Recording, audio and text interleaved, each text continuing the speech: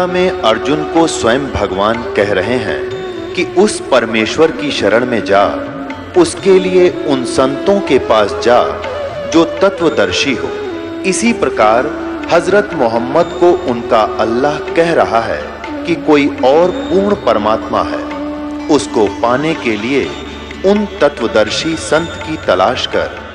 वो प्रभु कौन है, ये जानने के लिए कृपया अवश्य सुनिए जगत गुरु तत्वदर्शी संत रामपाल जी महाराज के अमृत वचन। तो भगवान कहते हैं अब उस गरुड़ पुराण को तो जब पढ़ाना चाहिए था जब वो जीवित था, जब वो जीवित था, ताकि इस ज्ञान को सुनकर वो डर के बुरे काम ना करता और उस पाप से बचता। अब वो तो अपने सारे पाप की मालगाड़ी भर ले गया, क्योंकि गलत साधना करवाई, तुमने रास्ता ठीक बताया नहीं। अब कोई लाभ नहीं है उस गरुड़ के पाठ कराने तक, क्योंकि आप अधिकारी भी नहीं हो। यदि कोई धार्मिक यज्ञ भी करना चाहे तो हम अधिकारी नहीं हो। कोई भी व्यक्ति पाठ कर देने से कोई भी कथा करने से किसी व्यक्ति को लाभ नहीं हो सकता। कहते हैं गुरु बिन माला फेरते है, गुरु बिन देते दाने हैं, गुरु बिन दोनों निष्फल हैं, चाहे पूछो वेद पुराण। गुरु बिन यज्ञ हवन ना की होम ना की जय है, गुरु की आज्ञा माए रही जय। गुरु बिन यज्ञ हवन जो करही, मिथ्या हो वह कबू ना फरही। अब गुरु कौन है? गुरु का अर्थ है जो तत्व ज्ञान यानी सच, जो ज्ञान प्रदान करता है, आध्यात्मिक ज्ञान प्रदान करता है, जो सच्चा ज्ञान देता है, उसको गुरु कहो चाहे सतगुरु कहो। सतगुरु तो इसलिए कहना पड़ गया कि नकली गुरु हो गए। अगर यदि ये नकली गुरु ना हो तो गुरु ही बहुत है, सतगुरु कहने की आवश्यकता है नहीं, क्योंकि गुरु का अर्थ होता है सही ज्ञान दे। वो टीचर, जो टीचर आउट ऑफ सिलेबस ना पढ़ाता हो, सिलेबस से ही, पाठ्यक्रम से ही हमें पढ़ा रहा हो, तो वो टीचर ही है। इसी प्रकार ये कि स्पिरिचुअल टीचर होता है, आध्यात्मिक गुरु होता है। इसको गुरु ही काफी शब्द था, लेकिन सतगुरु इसलिए कहना पड़ा कि नकली गुरुओं की गिनती नहीं, इसलिए उसमें कुछ डिफरेंशिएट करने के लिए, उसमें भिन्नता दिखाने के लिए कि गुरु, अगर तुम इनको गुरु मानते हैं तो एक सतगुरु की आवश्यकता जो इनसे न्यारा ज्ञान, सच्चा ज्ञान देता है। तो गुरु के बिना जो हवन और पाठ आदि कराए जाते हैं वो भी लाभदायक नहीं होते। इसलिए तुम जो ये क्रिया करते हो इससे कोई लाभ नहीं होता, क्योंकि इसका प्रमाण दिया है। जैसे राजा परीक्षित को 7वें दिन सर्प ने डसना था, उनको ये एक ऋषि ने साप दे दिया था कि 7वें दिन तुझे एक सर्प डसेगा, तेरी मृत्यु होगी।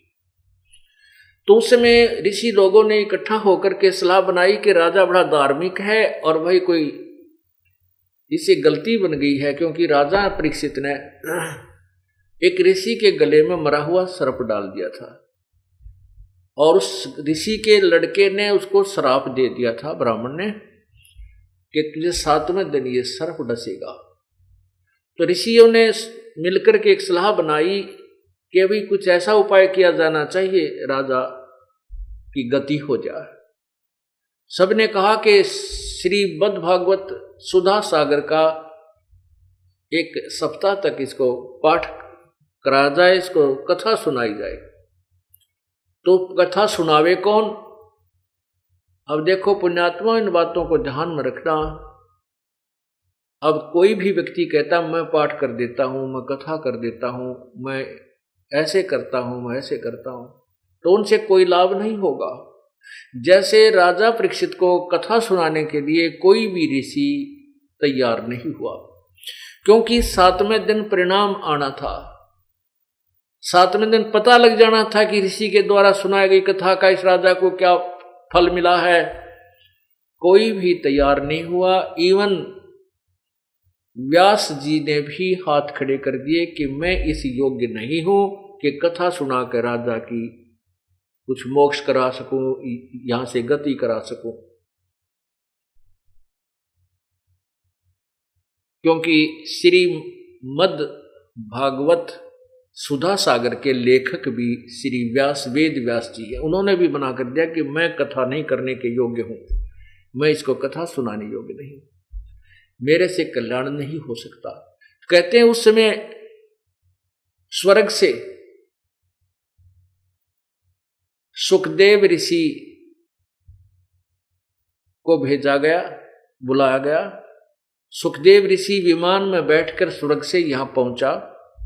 अब सुखदेव ऋषि के यहां आने और वापस स्वर्ग जाने का जो विमान रेंट यानी जो एयरप्लेन का रेंट है वो भी राजा परीक्षित के पुण्य से ही दिया गया। और फिर सुखदेव जी ने 7 दिन तक वो कथा सुनाई, श्रीमद् भगवत सुधा सागर की 7 दिन पाठ किया। तब जितना लाभ इन ऋषियों से हो सकता था वो भी उस गुरु से हुआ जो अधिकारी था, क्योंकि राजा जनक ने उसे अधिकारी बना दिया था और वो केवल विष्णु तक का ही गुरु था, उसे आगे के गुरु नहीं थे। तो वो भी लाभ उस गुरु से मिला, अन्य से नहीं मिला। अब पुण्यात्मा ये कहते हैं समझदार को संकेत ही काफी होता है। ये एक बहुत अच्छा उदाहरण है कि यहाँ कोई भी ये पाठ करते फिरते उनसे कोई लाभ होने वाला नहीं है, क्योंकि वो अधिकारी नहीं। तो यहाँ क्या बताते हैं कि वेद बांध, ये पुराण बांध, फिर पंडित आगे पीछे गरुड़ पढ़ाई। और फिर क्या कहते हैं कि भाई नर से तीतु पशुआ की जय गद्दा बैल बनाई, ये 56 भोग कहाँ मन भोरे की तो कुरडी चढ़ने जाई।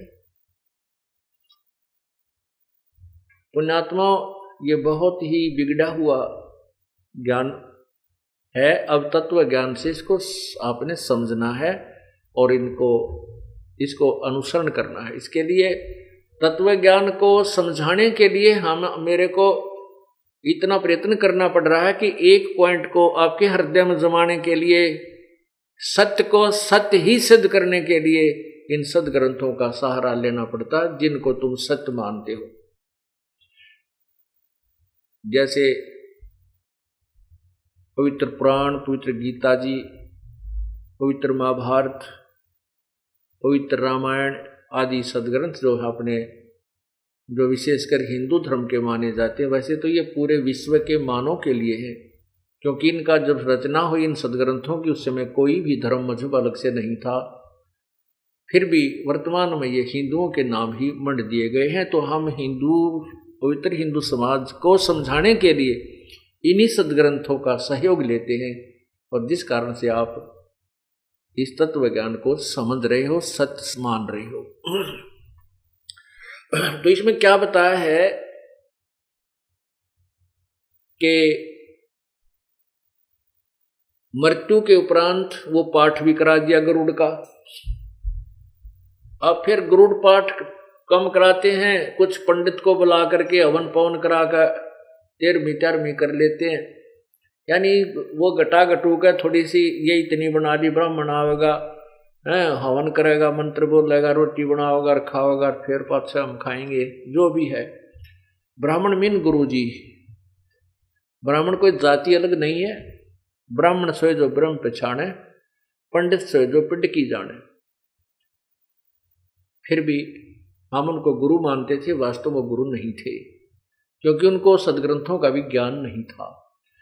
अब फिर क्या बताते हैं कि नर से तीतु पशुआ की जय, फिर गद्दा बैल बनाई, ये 56 भोग का मन भोरे की तो कुरडी चढ़ने जाई। अब हम कितना सुंदर आहार करते हैं, बढ़िया फुलके खाते हैं, कभी खीर बना लें, हलवा बनावे, काजू किस्म, सेब संतरे, दही घी मक्खन, और भाई कभी लाडू जलेबी भी खाते हैं। कहने का भाव यह है कि इस मनुष्य शरीर में प्रभु ने हमें कितना सुंदर आहार दिया है, और एक सत्य भक्ति ना करने से, भक्ति भी करें और वो भी शास्त्र विधि को त्याग कर मनमानी पूजा करने से कोई लाभ नहीं होता, वो भी आपका जीवन व्यर्थ होता है। और फिर भक्ति नहीं करते,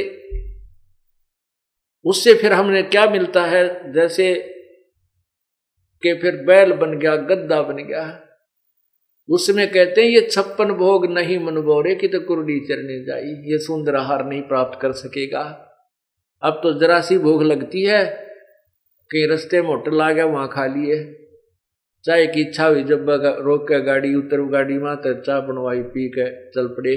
प्यास लगी, पानी पी लिया। फिर ये सुविधा नहीं रहेंगी। क्यों नहीं रहेंगी? एक जरा से काम के बिना सारा काम बिगड़ गया। हम सब कार्य करते करते परमात्मा का नाम जाप करना है। नाम उठत नाम बैठत नाम सोवत जागवे, नाम खाते नाम पीते नाम सेती लागवे। परमात्मा की भक्ति के लिए हमें विशेष समय अलग से निकालने की आवश्यकता नहीं बनती। हाँ, ज्ञान सुनने के लिए अवश्य थोड़ा सा समय निकालना पड़ेगा। उसके बाद आप जो सिमरण करते हो, काम करते करते बस में जा रहे सफर करते हो, सिमरण कीजिए, मत गप्पे मारिए साथी जो दूसरा बैठा उसके साथ। तो नाम उठत नाम बैठत नाम सोत जागवे, सुता उठे रात्रि ना खुल जाती है, नींद से जाग जाता है तो उठते ही सिमरण करने लग जा। सांस का जुण सा भी सूत बैठ जा, उससे याद आ जा, उससे का मंड जा। चाहे ब्रह्म गायत्री मंत्र हो, चाहे अपना यो सतनाम है, जो भी, उसी का रट शुरू कर दे हैं। फिर वो अपना चलते फिरते जब भी ध्यान आवे उसको याद रखे प्रभु की, जैसे भक्ति करनी होती है। ये हठ योग आसन लगा करके ये सब मना किया गीता जी में। गीता जी में यहाँ तक लिखा है 4 अध्याय में कि अर्जुन, यदि तू हठ योग करके बैठ गया, यानी एक स्थान पर बैठकर साधना करने लग गया, तो तेरा निर्वाह कैसे होगा? इसके लिए 8वें अध्याय के 7वें श्लोक में कहा कि तू युद्ध भी कर और मेरा सिमरण भी कर, क्योंकि युद्ध से कठिन कोई काम नहीं होता। और उसको करते करते भी, युद्ध करते समय भी भगवान को भजना होता है। तो आम काम में तो हम आसानी से प्रभु की याद बनाए रख सकते हैं। तो इसलिए परमात्मा की भजन भक्ति के लिए हमने विशेष व्यवस्था की आवश्यकता नहीं पड़ती। फिर भी हमने साधना ठीक शास्त्र अनुकूल करनी चाहिए। तो ये बता रहे हैं कि ये 56 भोग कहाँ मनबोरे, फिर कुरडी चरने जाई, फिर ये सुंदर आहार नार नहीं रहेंगे। फिर पशु बन के क्या खाएगा, कैसे रहेगा? समय पर सब इच्छा से नहीं खा सकता, भूख लगी रहेगी, नाच डल जाएगी, बैल बन जाएंगे और बन जाएंगे किसी रस्से के साथ। अब फिर क्या होता है कि प्रेत सिला पैजा बिराजे पितरों पिंड भराई, बहुर श्राद्ध खान कुआए काग भय कलमाही। ओए होए, अब कितने निर्णायक ज्ञान दिया है। क्या कहते हैं? रबोड़ी सी दुनिया गुरु बिन कैसे सरिया, अरे भोली सी दुनिया गुरु बिन कैसे सरिया। क्या बताते हैं? अपने लला के बाल उतरवावे, देखो कैंची ना लग जइया, एक बकरी का बच्चा लेके उसका गला कटैया, रे भोड़ी सी दुनिया गुरु बिन कैसे सरिया, रे भोड़ी सी दुनिया गुरु बिन कैसे सरिया। कच्चा कच्चा पाका भोजन बना के माता धोकने गैया, उस माता ऊपर कुत्ता मुते, वो क्यों ना मर गैया, रे भोड़ी सी दुनिया गुरु बिन कैसे सरिया, अरे भोड़ी सी दुनिया गुरु बिन कैसे सरिया। फिर क्या बताते हैं?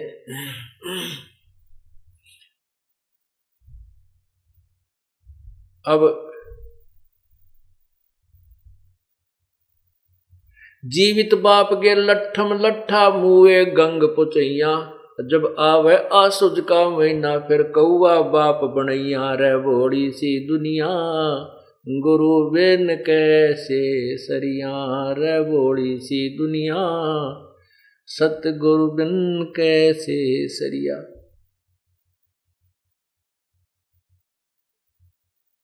क्या बताते हैं कि आन उपासना में आते हैं ये कौन कौन से? माई बसाणी सेठ शीतला भैरो भूत हनुमंत, साहेब से नारा रहे जो इनको पूजंत। माई मसाणी सेठ शीतला और भैरो भूत हनुमंत, उस परमात्मा से दूर रहेगा जो इनकी पूजा करता है, जो इनको पूजन। गुड़गांव वाली माता पे जाते हैं, खासकर यहाँ हरियाणा के लोगों में ज्यादा प्रचलित है गुड़गांव वाली माता, या वैसे भी जहां आस पास में किता अपना जुगाड़ जोड़ रखे बका रखे हैं वहां भी जाते हैं। क्या बताते हैं परमात्मा, देखो कैसे गुमराह कर दिया इन नकली गुरुओं ने। बुढ़िया जागी अपने पोते ने गेल लेकर और साथ न पुत्र वधू को, और वहां उस माता वाले स्थान पर जाकर नाई बैठा होता है और ये बहका रखे हैं कि बाल उतरवा के अपने इष्ट धाम पर चढ़ाने चाहिए, नहीं तो वो रूस जाएगा। अब बता, इष्ट उन बाला न के शर्म मारेगा, हमारे बाला न इष्ट खाओ न के ना की तब फूकन के ना, इनका क्या करेगा इष्ट। अब वो क्या करते हैं, वहां जाती है बुढ़िया, वहां एक नाई बैठा होता है और वहां भीड़ इतनी लग रही होती है, तो वो बाहर 2 रुपये में बाल कटते हैं तो 10 रुपये में काटते, क्यों, मजबूरी है, कटवाने पड़ेंगे उनको। तो वो क्या कहती है बुढ़िया, ले भाई नाई के मेरे पोते के बाल काट दे, और भाई देख ध्यान करे, कच्चा ध्यान रखना, कच्चा सिर है मेरे पोते के, कांची ना लग जाए, भाई देख रहे ध्यान ते। और वो 2 कैंची भरते हैं, बस इतने दे दे द्वारों से जल्दी। और उन बालों को क्या करते हैं, अंदर मंदिर में चढ़ाते हैं जाके। वह पुजारी क्या करता है, उन बालों ने ठाके कट्टे में डालने जा और शाम ने कुर्डियां पे फेंक दिया। वो बता के बैंक में जमा करा होगा उन बालों को, उसने भी बारे पटकने ठाके हुए। तो ये हम बहका रखे थे। अब क्या बताते हैं परमात्मा कि तुम अपना ने यही कट कूट का आप गिर दिया, रुकते ठाके, इस चक्कर में मत पड़ो। ये गलत साधनाएं हमारे शर्मंड रखी है नकली गुरुओं ने, नीम हकीमों ने। तो परमात्मा क्या कहते हैं कि कुछ बुद्धि से काम लो। अपने बेटे का तो इतना डर मानती है कि कदे कैंची ना लग जा और तेरे बेटे को दर्द हो, पीड़ा हो जा पोते को। और एक बकरी का बच्चा लेकर उसका गला कटैया रे बोड़ी सी दुनिया, गुरु बिन कैसे श्रिया। पूरे संत के बिना ये निर्णायक ज्ञान जब तक नहीं मिलेगा तेरा उद्धार नहीं हो सकता। अब अपने बच्चे की तो इतनी ममता, इतना प्यारा लागे, कैंची लागण का भी डर। और एक बालक, एक अमुक जो बोल भी नहीं सकता, उसका प्राणी का बच्चा लेकर और माता का पेंट चढ़ा दिया है। वो माता कभी बकरे नहीं खाती। वो देव कोई नहीं है जो मांस आहार करता, वो तो राक्षस होते हैं जो मांस आहार करते हैं। वो हमारे इष्ट देव, कोई भी देवता मांसाहार नहीं करते। ये हमारे को बहका रखा है उन ज्वाड़ के स्वादुओं ने, जो मर के भूत बन गए। और वो जो नकली गुरु थे वह मांस खाया करते थे, फिर वह पत्र भूत बन गए। वह फिर उन्हीं यजमाना माँ का बोलते हैं, मैं भैरव बोलूँ हूँ, मैं हनुमान बोलूँ हूँ, मैं माता बोलता हूँ, और एक बकरा चढ़ा दो। उनका वो गुमराह कर देते हैं। और उनके डर के मारे फिर ये उन परमात्मा का सहारा मिला नहीं, तो डरते फिर ये बेचारे गृहस्थी लोग उन पाखंडिया में जो भूत बोला करते, उनके आधार से मांस चढ़ाने लगे, बकरे चढ़ाने लगे, कटवाने लगे। इस प्रकार यह बात बिगड़ी। फिर कहते हैं, फिर माता की पूजा देखो, कहते कच्चा पक्का भोजन बना के माता धोकने गई। माता जो धोक लान का दिशा बना कर चलता है काम, कुबेरा कुत्ता न खाना हो तो वो कच्चा पक्का भोजन बना के माता धोकने गई। हमने देखी जगह जगह पर ना एक इतनी मंडी ही बना देंगे जिसमें मेरे ख्याल में कुत्ता आराम से बैठ सके, बाकी आदमी तो नहीं प्रवेश कर सकता। उसको माता का थान बोलते हैं, स्थान। कहते हैं वो कच्चा पक्का भोजन बनाकर माता धोकने गई, और वो माता के धोकने, माता की पूजा के लिए जो वहाँ गुलगुले पूड़े चढ़ाती है, और कुत्ते बाट देखा करें। बुढ़िया एक बतला उतरा टूट कर पड़ा। वो माता नहीं खान पाती, वो कुत्ते खाते हैं। और खा के उस कुत्ते उस माता के आहार को, और चलते समय फिर उसके ऊपर बाथरूम करते हैं, पेशाब करके चलना, उस माता की चोटी में धार मारे। तो परमात्मा कहते हैं अगर वो शक्ति है तेरी माता में, कुत्ते की टांग क्यों ना तोड़ दी, कुत्ता क्यों ना मर गया, या मार देती इसको। नगर बड़ी सी दुनिया, कच्चा पाका भोजन बना के माता धोकने गईया, और माता ऊपर कुत्ता मुत्ता, वो क्यों ना मर गईया। तेरी घिघी बंदरी है माता के दे दुखी कर दे, और इस कुत्ते को ना मारती वा। फिर क्या बताते हैं कि जीवित बाप के लट्ठम लट्ठा, और मरने के बाद उसने गंगा में पहुंचाने जाता उसकी अस्थियों को। अब परमात्मा ये बताना चाहते हैं कि जब तेरे पिताजी जीवित हैं, माताजी जीवित थे, तो उनकी सेवा करनी चाहिए थी, उनको प्यार देना चाहिए था, जिसके उद्देश्य से उन्होंने पुत्र की परवरिश की थी। अब जीव है जब तो पिता गेला लट्ठम लट्ठा झगड़ा ठानता रहता है, और मरने के बाद उन आडा न ठा कर गंगा में गिरने जाता है, और उस गंगा में गिरने से क्यों डाल कराते हैं कि तेरे पिता की गति हो जाएगी, मोक्ष हो जाएगा। अब ध्यान से सुनना, ये मोक्ष कहां से होने लगा था, कहां मोक्ष जाकर छोड़ते हैं ये लोग हमारा, कित मोक्ष करावें। अब एक भक्त नाम ले रहा था, नाम ले रखा था उसने, और उसको मना किया हुआ था भी ना, तो ये फूल फाल ठाने हैं जो कहते हैं ना, अस्थियां उठाकर गंगा में गिर कानी नहीं। अगर उस स्थान को खाली करना आवश्यक है तो उसने उन अस्थियों को, राख को उठाकर नियर बाई को रिवर नहर चलती है, दरिया है, चलते पानी में वहां पर डाल दियो। कोई किसी की सहयोग की आवश्यकता नहीं, किसी गुरु पीर की।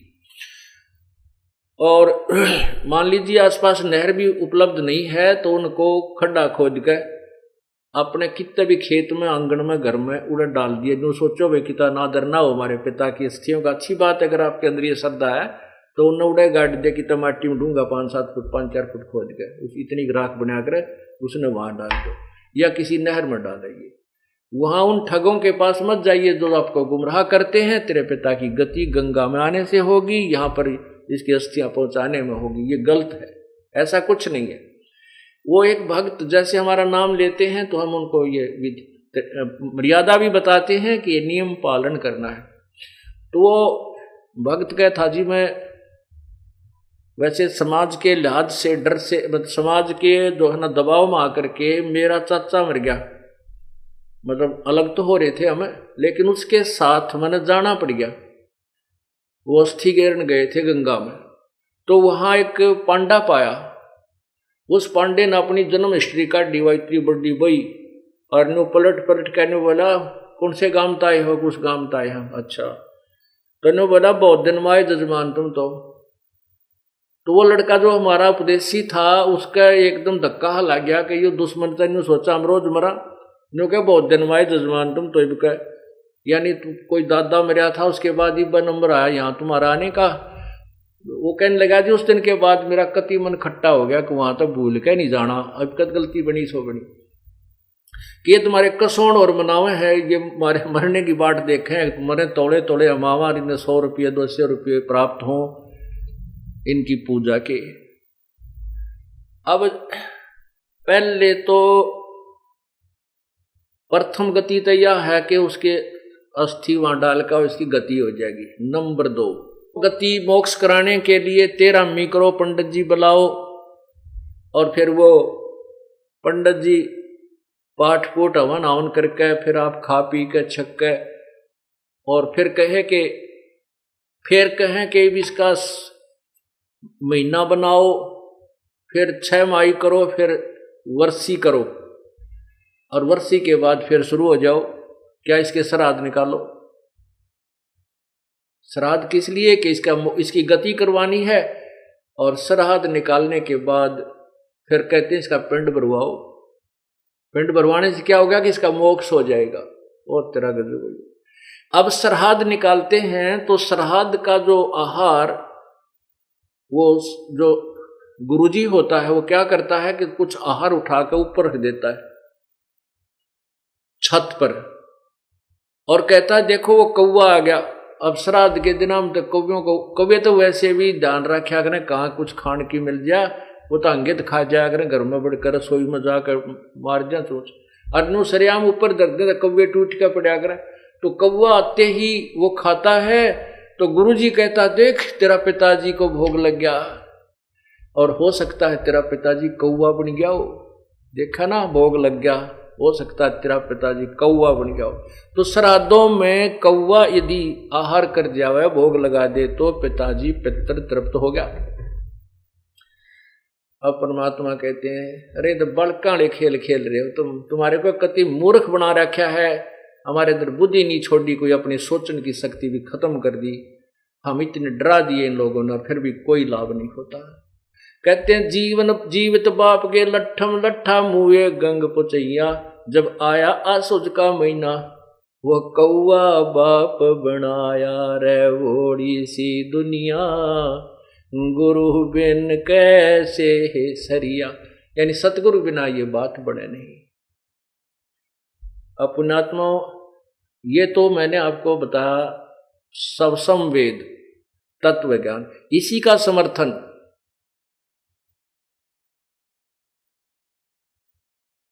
अपने पवित्र पुराण भी दे रहे हैं, जिन पुराणों के आधार पर हम श्राद्ध निकालते हैं। अभी आपको विष्णु पुराण में एक ऐसा अनमोल ज्ञान दिखाता हूं, आप गदगद हो जाओगे। रस सचमुच हम तक कतिये पागल मूर्ख बना रखे थे अनजान लोगों ने।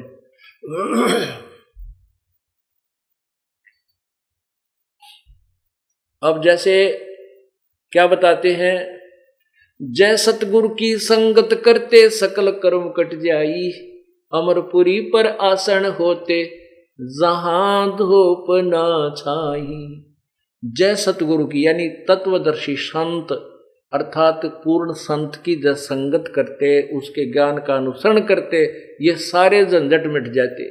ना श्राद्ध निकालने थे, ना ये कोई और फंड करने थे केवल, और फिर उसके द्वारा दी गई भक्ति से अमरपुरी पर आसन होते, सतलोक में स्थान मिल जाता, जिसके विषय में गीता जी अध्याय नंबर 15 के मंत्र 4, गीता जी के अध्याय नंबर 18 के श्लोक 62 में कहा है कि हे अर्जुन, तू सर्वभाव से उस परमेश्वर की शरण में जा जिसकी कृपा से तू परम शांति और शाश्वत स्थान, शाश्वत स्थानम यानी सदा रहने वाला स्थान जो कभी नष्ट नहीं होता, उस सतलोक को प्राप्त हो जाएगा।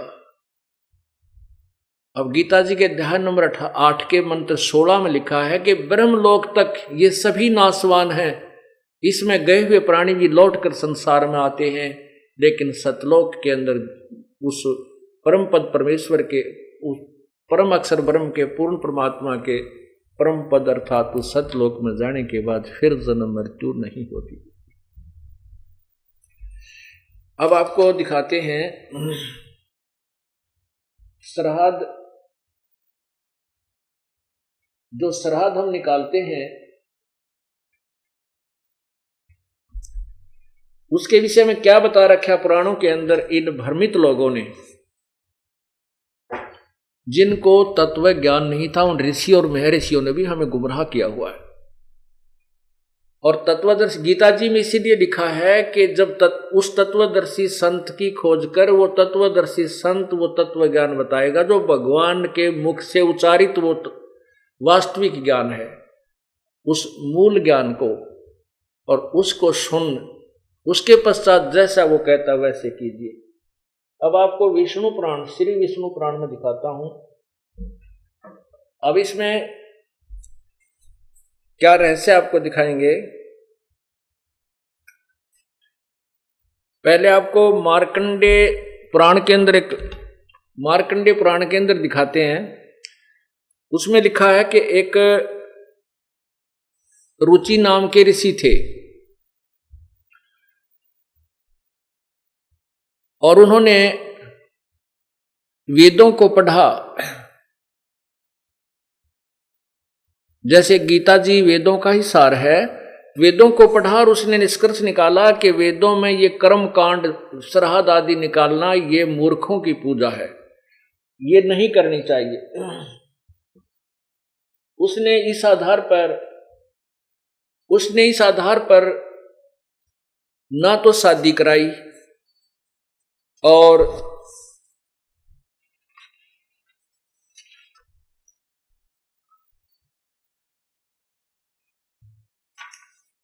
अपने वेदों के अनुसार साधना कर रहा था, जैसा भी वेदों का निष्कर्ष उसने निकाला था, जैसे अन्य ऋषि महर्षियों ने निकाल रखा है।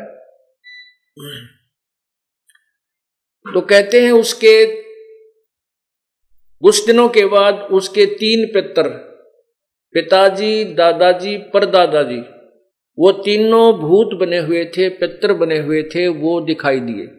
उस समय उसकी आयु 40 वर्ष की हो चुकी थी।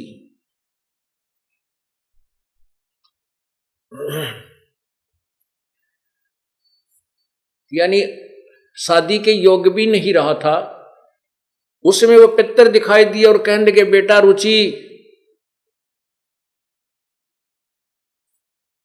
तूने शादी क्यों नहीं कराई और शादी करा के तूने हमारे श्राद्ध क्यों नहीं किए बेटा, हम बहुत दुखी हो गए हैं।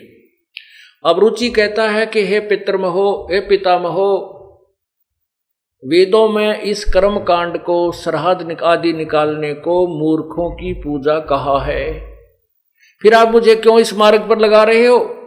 पितर भी स्वीकार करते हैं कि बेटा तू ठीक कह रहा है, वेद में तो ऐसा ही लिखा है, ये सत्य है कि ये तो मूर्खों की, अज्ञानियों की पूजा है, लेकिन बेटा ऐसे है वैसे है, पितर जो चाहे वह सब दान दे सकते हैं, संतान दे सकते हैं, धन दे सकते हैं।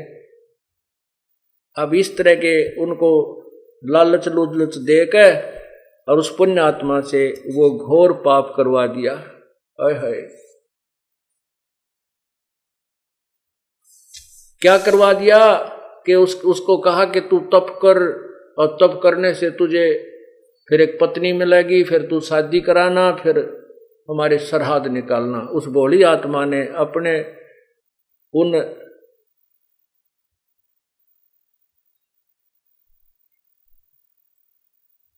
वो जो शास्त्र विरुद्ध साधना करके जो भूत बन गए थे पूर्वज, उनकी बातों में आके अपनी वास्तविक साधना, शास्त्र अनुकूल साधना त्याग दी और स्वयं भी भूत बनने को तैयार हो गया। अब देखिएगा, मार्कंडेय पुराण में आपको दिखाते हैं। मार्कंडेय पुराण गीता प्रेस गोरखपुर से प्रकाशित है। इसके 242-43 पृष्ठ पे ये देखिएगा, ये है मार्कंडेय पुराण।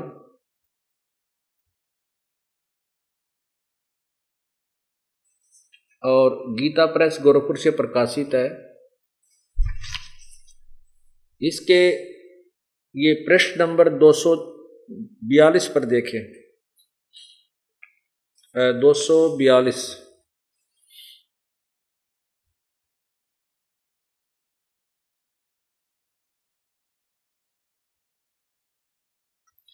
ये नीचे रोच्य मुनि की उत्पत्ति कथा। मार्कंडेय जी कहते हैं, ब्राह्मण पूर्व काल की बात है, प्रजापति रुचि, ममता और अहंकार से रहित इस पृथ्वी पर विचरते थे। उन्हें किसी से भय नहीं था, वे बहुत कम सोते थे। उन्हें न तो अग्नि की स्थापना की थी, न अपने लिए घर ही बनाया था। वे एक बार भोजन करते और बिना आश्रम के रहते थे। उन्हें सब प्रकार की आसक्तियों से रहित एवं मुनिवर्ती में रहते देखकर उनके पितरों ने उनसे कहा। पितर बोले, बेटा विवाह स्वर्ग और अपवर्ग का हेतु होने के कारण एक पुण्य में कार्य है, उसे तूने क्यों नहीं किया? गृहस्थ पुरुष समस्त देवताओं, पितरों, ऋषियों, तिथियों की पूजा करके पुण्य में लोगों को प्राप्त करता है। वह सभा के उच्चारण से देवताओं को, सवधा के उच्चारण से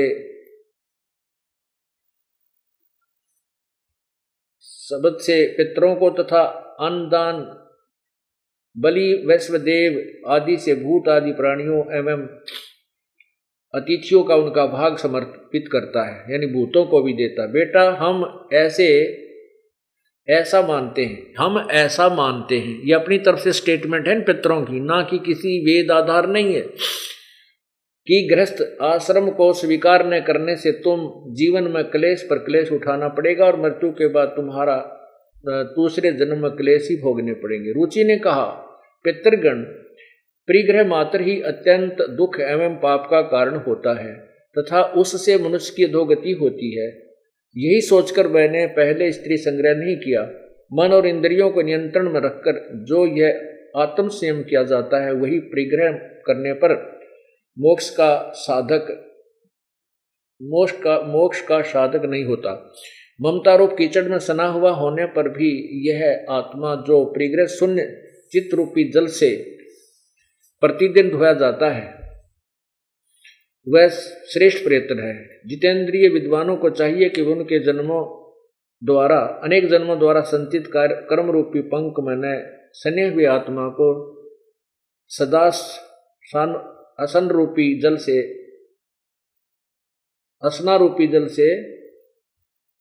प्रक्षालन करे। पितर बोले, बेटा जितेंद्रिय होकर आत्मा प्रक्षालन करना उचित नहीं है, किंतु तुम जिस पर चल रहे हो वह मोक्ष का मार्ग है।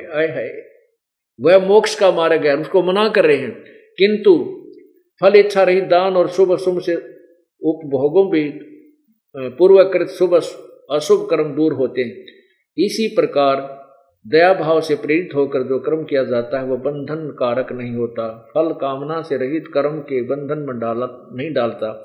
पूर्व जन्म में किया हुआ मानवों का शुभ अशुभ कर्म सुख दुख भोगों के रूप में प्रतिदिन भोगने पर ही अक्षीण होता।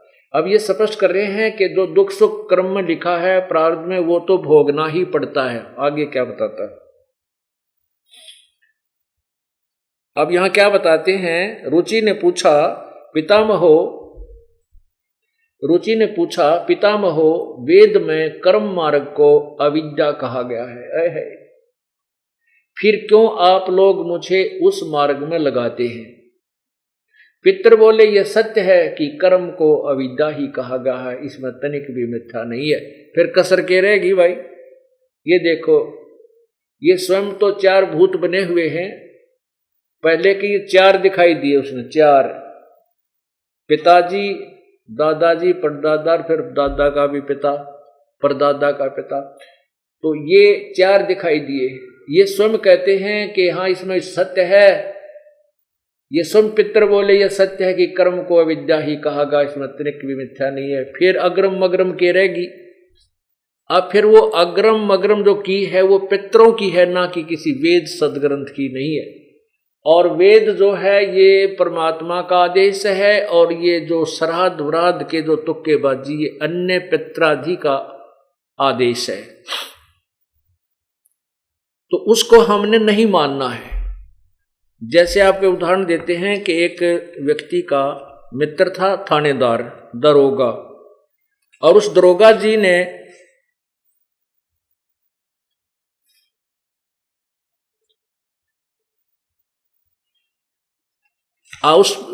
उस व्यक्ति ने एक दिन दरोगा जी से प्रार्थना की कि मेरा जो पड़ोसी है वो मुझे बहुत दुखी करता है, बहुत परेशान कर रखा है।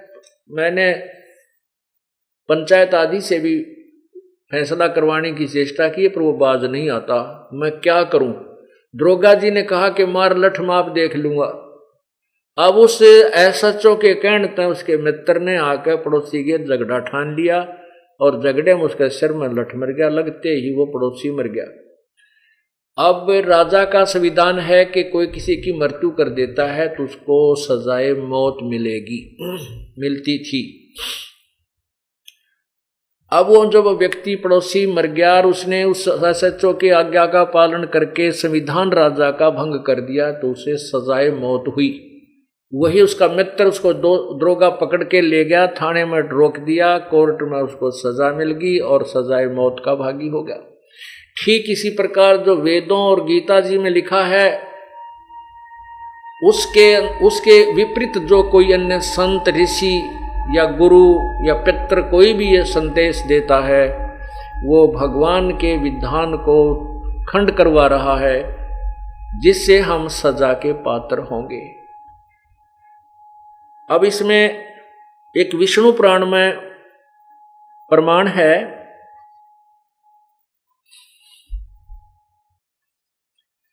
कि इन पितरों ने ही सनकादिक आदि जो ऋषि ब्रह्मा जी के पुत्र हुए हैं, इन्होंने एक राजा को बताया और वो श्राद्ध की विधि बता रहे हैं ये ऋषि लोग, और कह रहे हैं कि जो मैं तुम्हें बता रहा हूं ये पितर ही मुझे बता गए थे, यानी पितरों ने मुझे बताया है श्राद्ध आदि निकालना, यानी कोई किसी भगवान की तरफ आदेश से आदेश नहीं है।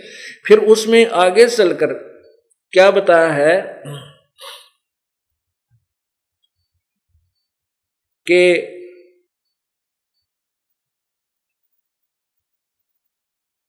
जैसे पितरों के लिए श्राद्ध निकालना है तो जैसे 2, 4, 6, 8 यानी ऑड नंबर ब्राह्मण जमाने चाहिए, उनको भोजन कराइए। और भूतों के लिए करना है, देवों के लिए करना है तो 1, 2, 1, 3 जैसे 5, 7, 9 इवन नंबर, ये यानी इस तरह ब्राह्मणों को बैठाकर भोजन कराना चाहिए। फिर विष्णु पुराण में लास्ट में ये लिखा है, श्राद्धों का सारा विवरण देकर ये लिखा है कि यदि एक योगी, योगी का अर्थ है जो सत्य साधक, जैसे गीता जी में लिखा कि अर्जुन जब तू नाना प्रकार के भ्रमित करने वाले वचनों से भ्रमित ना होकर के एक तत्व ज्ञान पर स्थिर हो जाएगा तब तू भगत बनेगा, योगी बनेगा। उसके लिए लिखा कि उस तत्व ज्ञान को सुनने के लिए तत्वदर्शी संतों की शरण जा, उनको दंडवत प्रणाम कर, वो जैसे बताएं फिर तू साधना कर, फिर तेरा कल्याण होगा। उसके लिए बताया है कि एक संत, एक सत साधक, सच्ची साधना करने वाले को भोजन कराने से कितना लाभ होता है कि 1000 ब्राह्मणों को जो वो श्राद्ध के लिए उद्धार करने आते उनका भी कल्याण कर दे और यजमान का भी कल्याण कर दे और मोक्ष भी प्राप्त करवा दे। ओए होए, ये विष्णु पुराण में लिखा है कि एक तत्वदर्शी संत को आहार कराने से अर्थात उससे भोजन कराने से आप 1000 ब्राह्मण बैठा दे उसके सामने, उनका भी उद्धार करे जो तुम्हारे पितरों का उद्धार करने आते हैं, और वो तेरे पितरों का भी उद्धार करे, उन ब्राह्मणों का भी पार करे और यजमान को भी सुधार दे, क्योंकि वो फिर तत्व ज्ञान बताएगा। सब बकवास छुटा के तत्व ज्ञान के आधार से साधना बताएगा। तो हम वही पूजा करनी चाहिए जिससे सब लाभ हो। अब ये विष्णु पुराण में लिखा है, अब मुझे वो मिल नहीं रहा। इस प्रकार हम वो साधना करनी चाहिए जिससे हमें लाभ हो, मोक्ष भी हो। ये मिल गया, ये देखिएगा, ये श्री विष्णु पुराण में दिखाता हूं आपको कितना अनमोल ज्ञान है, बहुत ही रहस्यमय ज्ञान है ये देखिएगा श्री विष्णु पुराण, ये श्री विष्णु पुराण, और ये गीता प्रेस गोरखपुर से प्रकाशित है।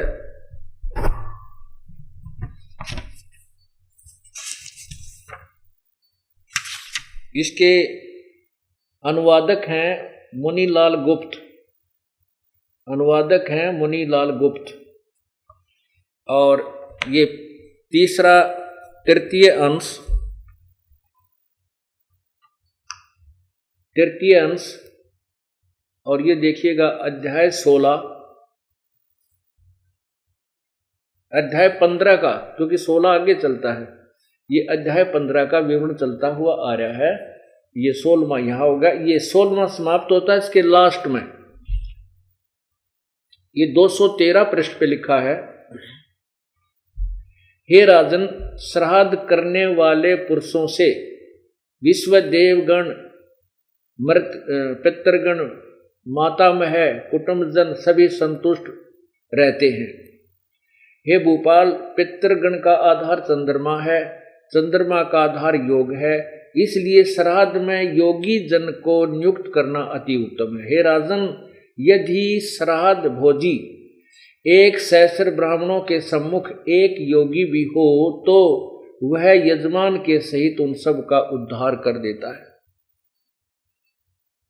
एक सहस्र माने 1000 ब्राह्मण भी हो और यजमान भी हो, और ये ऊपर जो श्राद्ध निकालेंगे वैश्वदेव गण पितर माता मह सबको कहते हैं ये संतुष्ट तब हो। एक योगी को भोजन कराने से उनके सामने यदि एक योगी यानी सत साधक सच्ची साधना करने वाला एक है, वो 1000 ब्राह्मणा का भी उद्धार करे, यजमान का भी उद्धार करे और थारे पितरों का भी उद्धार करे।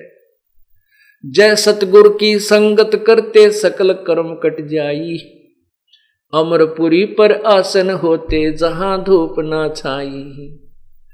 सुरत नृत मन पवन पियाना शब्द शब्द समाई, दास गरीब दास गलतान महल में मिले कबीर गोसाई। पुण्यात्माओं, ये इसको तत्व ज्ञान कहते हैं। और इस ज्ञान को कौन बताता है? सतगुरु बताते हैं। तो सतगुरु क्या बताते हैं? मारे सतगुरु दे रहे ए लारे सत्य नाम सुमर मन में लारे, मारे साहेब दे रहे सत्य नाम सुमर मन में लारे, भगवान सुमर मन में लारे, सत्य नाम सुमर मन भगवान सुमर मन में लारे, मारे साहेब दे रहे सत्य नाम सुमर मन में। कोडी कोडी माया जोड़ी जोड़ भरा एक थैला रे, कोडी कोडी जोड़ भरा एक थैला रे, खाली आया खाली जागा संग चलना दे लारे, खाली आया जागा संग चलना दे लारे, मारे सत्य गुरु दे रहे सत्य नाम सुमर मन में लारे, सत्य नाम सुमर मन भगवान सुमर मन में लारे, मारे साहेब दे रहे हम सुमर मन में। मात पिता तेरा कुटुम कभी लायो कोई दिन का मेला रे, मात पिता तेरा कुटुम कभी लायो कोई दिन का मेला रे, यही मिलाया यही रे बिछोड़े जा जागा सांस अकेला रे, यही मिलाया जागा हंस अकेला रे, मारे सत्य गुरु दे रहे नाम सुमर मन में लारे, सत्य नाम सुमर मन भगवान सुमर मन में लारे, सत्य नाम सुमर मन भगवान सुमर मन में लारे, मारे साहेब दे रहे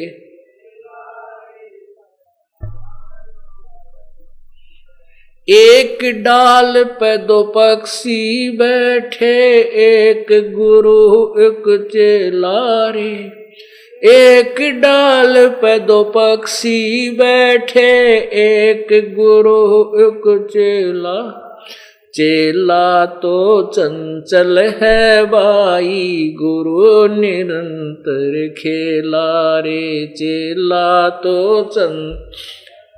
भाई गुरु निरंतर खेला रे, मारे सत्य गुरु दे रहे सत्य नाम सुमर मन में लारे, भगवान सुमर मन में लारे, सत्य नाम सुमर मन भगवान सुमर मन में लारे, मारे सत्य गुरु दे रहे नाम सुमर मन में। इस पद का तुम वेद सुनो, भाई कौन गुरु कौन चेला रे। इस पद का तुम वेद सुनो, भाई कौन गुरु कौन चेला रे। रामानंद का कहे कबीरा, शब्द गुरु चित चेला रे। रामानंद का गुरु चित चेला रे। मारे सत्य गुरु दे रहे, हे लारे सत्य नाम सुमर मन में लारे। मारे सायब दे रहे, इस पद का तुम वेद सुनो, भाई कौन गुरु कौन चेला रे। एक तुम वेद सुनो, भाई कौन गुरु कौन चेला रे। रामानंद का कहे कबीरा, शब्द गुरु चित चेला रे। रामानंद का शब्द गुरु चित चेला रे। मारे सत्य गुरु दे रहे, सत्य नाम सुमर मन में लारे। मारे साहेब दे रहे,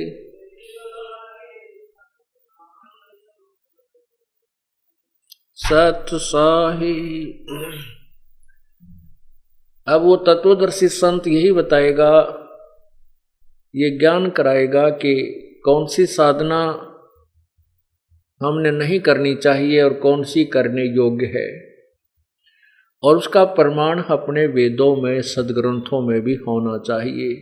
गीता जी अध्याय नंबर 16 के श्लोक 23 में कहा कि शास्त्र विधि को त्याग कर जो मनमानी आचरण करते हैं, मनमानी पूजा करते हैं, उनको उनकी न तो कार्य सिद्ध होता, उनका कोई गति होती है, न सिद्धि होती है, और न ही वो कोई सुख को प्राप्त होते हैं।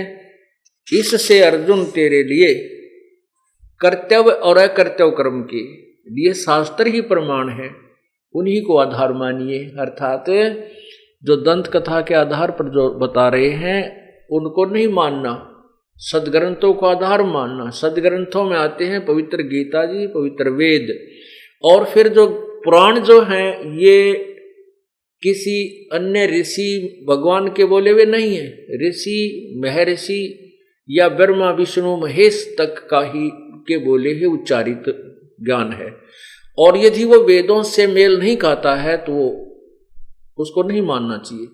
तो गीता जी में तो यहां तक लिखा है कि जो अन्य देवताओं की पूजा करते एक पूर्ण परमात्मा को छोड़कर,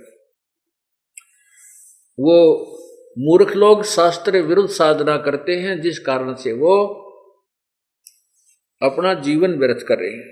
तो यहां देखिएगा, ये पवित्र गीता जी, ये है श्रीमद् भगवत गीता, गीता प्रेस गोरखपुर से प्रकाशित है। ये श्री जयदयाल गोविंद का इसके प्रकाश अनुवादक हैं, और ये है प्रकाशक हैं। प्रकाशक में मुद्रक गीता प्रेस गोरखपुर, गोविंद भवन कार्यालय कोलकाता संस्थान। अब ये देखना श्लोक नंबर 16 का 23 और 24, अध्याय नंबर 16 का श्लोक 23 और 24। 23 में लिखा है कि जो शास्त्र विधि को त्याग कर अपनी इच्छा से मनमाना आचरण अर्थात पूजा करते हैं, वह न सिद्धि को प्राप्त होता है, न परमगति को, और न सुख को ही, अर्थात व्यर्थ है। और फिर 24 में कहा है कि इससे तेरे लिए कर्तव्य और अकर्तव्य की व्यवस्था में शास्त्र ही प्रमाण है। ऐसा जानकर तू शास्त्र विधि से नियत कर्म करने योग्य है। अर्थात शास्त्रों में लिखे अनुसार ही साधना कीजिए। आपको श्राद्धों के विषय में निर्णय हुआ कि रुचि ऋषि के 4 पूर्वज शास्त्र विरुद्ध साधना करके यही पितृ पूजा ध्यान उपासना करके स्वयं भूत बन बैठे और अपनी प्यारी आत्मा अपने बच्चे को भी गुमराह कर दिया, उनको भी नरक में डाल दिया, जबकि स्वयं स्वीकार कर रहे हैं कि वेदों में ऐसा ही लिखा, ये सत्य है कि कर्मकांड को अविद्या यानी मूर्खों का ज्ञान ही बताया है, ये साधना नहीं करनी चाहिए। और पवित्र इस विष्णु पुराण में लिखा है कि एक योगी यदि मिल जाए, वो 1000 ब्राह्मणों के सामने बैठा दिया जाए, उन ब्राह्मणों का भी बेड़ा पार कर, यजमान का भी, पितृ पुत्रों का, सबका कल्याण करवा दे। तो पुण्यात्माओं, आपको वो साधना मिली हुई है जो आपके पितरों का भी कल्याण हो जाएगा, आपका भी कल्याण होगा और पूरे विश्व का कल्याण इसी साधना से होगा जो दास के पास है। विश्व में किसी के पास ये साधना वर्तमान में नहीं है। आगे इस ज्ञान को समझकर नकली गुरु बेशक बन जाओ, वो भी दुश्मन होंगे इस मानव जाति के, क्योंकि उनके पास उपदेश देने का अधिकार नहीं होगा। सत साहिब।